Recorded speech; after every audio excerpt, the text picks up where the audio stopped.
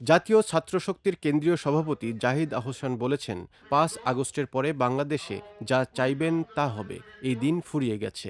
নির্বাচন কমিশন কারো মামার বাড়ি নয়, আর বাংলাদেশ কোনো গোষ্ঠীর ব্যক্তিগত সম্পত্তিও নয়।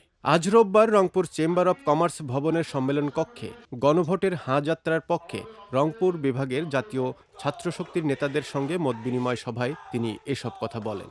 এ সময় জাতীয় ছাত্রশক্তির কেন্দ্রীয় সাধারণ সম্পাদক আবু বাকের মজুমদার বলেন, আওয়ামী লীগ তো চাঁদাবাজি করেছে। আওয়ামী লীগের চাঁদাবাজির একটা কন্ট্রোল ছিল, কিন্তু বিএনপির কোনো কন্ট্রোল নাই। সামনের বাংলাদেশ যেমন সহজভাবে তারা ভাবছে, এত সহজ হবে না। মতবিনিময় সভায় রংপুর বিভাগের জাতীয় ছাত্রশক্তির বিভিন্ন পর্যায়ের নেতারা উপস্থিত ছিলেন। বক্তারা গণভোটের হাঁ যাত্রার পক্ষে সংগঠনকে আরও শক্তিশালী করার আহ্বান জানান এবং গণতান্ত্রিক ও সাংবিধানিক পথে রাজনৈতিক কর্মসূচি পরিচালনার উপর গুরুত্ব আরোপ করেন।